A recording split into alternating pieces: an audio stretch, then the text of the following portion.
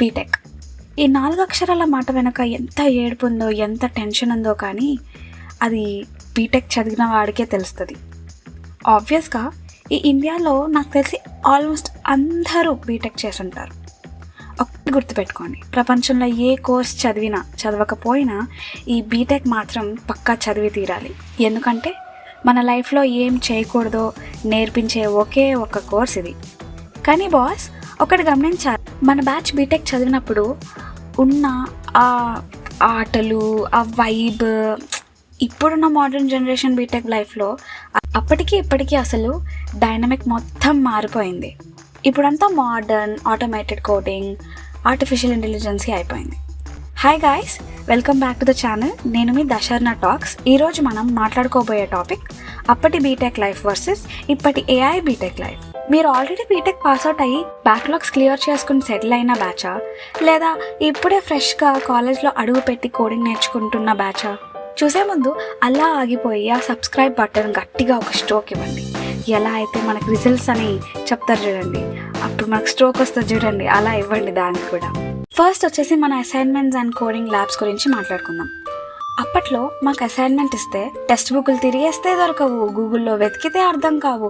ఇంకా topper class dynamic brain ఉన్న ఒక టాపర్ గాడిని కాళ్ళ వేళ్ళ పడి వాడు రాసిన దాన్ని రాత్రికి రాత్రి కాపీ కొట్టేవాళ్ళం.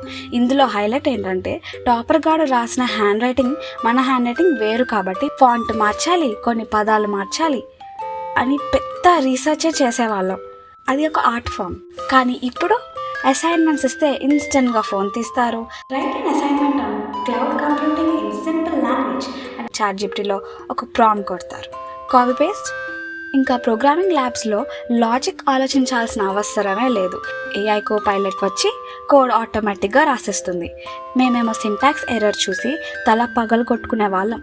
వీళ్ళేమో ఏఐతో కోడ్ జనరేట్ చేసి కూల్గా రీల్స్ చూసుకుంటున్నారు. ఏం చేస్తాం, లక్ అలా ఉంది వాళ్ళ టైంలో. నెక్స్ట్ అటెండెన్స్ గురించి మాట్లాడుకోవాలి. ఇది మాత్రం మస్ట్ మస్ట్ మస్ట్. ఇది అసలు మామూలు కామెడీ కాదు.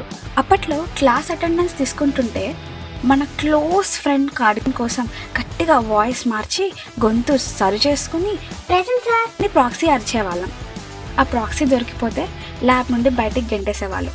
అది వేరే విషయం అనుకోండి. కానీ ఆ ప్రాక్సీ వేయడంలో, ఫ్రెండ్ని సేవ్ చేయడంలో ఉన్న కిక్కే వేరు. ఇప్పుడు ఆ ఛాన్స్ లేదులే. ఎందుకంటే ఆల్మోస్ట్ అన్ని కాలేజెస్ బయోమెట్రిక్ స్కానింగ్లు, ఫేషియల్ రికగ్నైజేషన్లు యాప్స్ వచ్చేసాయి. ఎవరైనా ప్రాక్సీ వేయడానికి తమ దగ్గర ఇంకొకటి పంపితే ఆ యాపే ఆటోమేటిక్గా డిటెక్ట్ చేసేసి పట్టేసుకుంటుంది. టెక్నాలజీ పెరిగింది కానీ పాపం ఇప్పటి పిల్లలు ఆ బీటెక్ దొంగ పోలీస్ ఆటలు మిస్ అయిపోతున్నారు. మోస్ట్ ఇంపార్టెంట్ టాపిక్ ఏంటంటే ప్లేస్మెంట్స్ అండ్ కెరియర్. అప్పట్లో ప్లేస్మెంట్స్ అంటే ఫైనల్ ఇయర్లో గుర్తొచ్చేవి. అబ్బా, ఒక ప్లేస్మెంట్ ఏదో ఉంది కదా, మనం జాబ్ చేయాలి కదా, అందుకే వచ్చాం కదా మనం బీటెక్కి అనేసి. క్యాంపస్ ఇంటర్వ్యూ ఉంది అంటే పొద్దున్నే లేచి ఏదో పెళ్ళికి వెళ్తున్నట్లు ఫార్మల్ డ్రెస్సెస్ వేసుకుని, ఇన్షర్ట్ చేసుకుని, ఆర్ఎస్ అగర్వాల్ బుక్ చూసి భయపడేవాళ్ళం. కోర్ సబ్జెక్ట్స్లో జావా, C++ బేసిక్ క్వశ్చన్స్ అడిగితే చాలు సాఫ్ట్వేర్ జాబ్ దొరికేస్తుంది అనుకునేవాళ్ళం. ప్లేస్మెంట్స్ అయిపోగానే అందరం కలిసి బిర్యానీలు తినాలని ప్లాన్ వేసేవాళ్ళం. కానీ ఇప్పటి పిల్లల డెడికేషన్ చూస్తే నాకు సిగ్గేస్తుంది. ఎందుకంటారా, ఫస్ట్ ఇయర్ మొదలవగానే పిల్లలు గిట్హబ్ అకౌంట్లు ఓపెన్ చేస్తున్నారు, లీడ్ కోడ్లో ఫుల్ కాంపిటేటివ్ కోడింగ్స్ చేస్తున్నారు. సిస్టమ్ డిజైన్, డేటా స్ట్రక్చర్స్ అని రోడ్ మ్యాప్లు వేసుకుని దాంగా రెడీ అయిపోతున్నారు.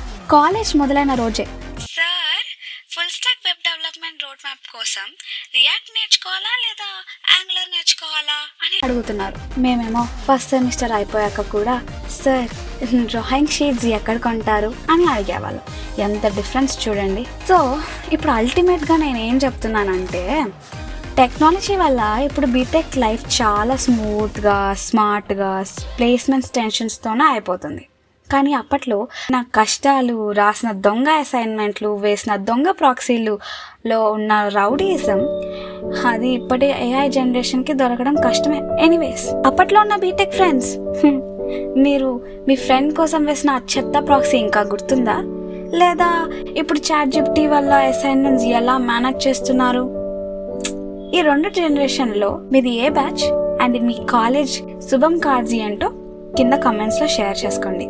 నెక్స్ట్ పార్ట్లో మన backlogs and exam hall comedy గురించి మాట్లాడుకుందామా?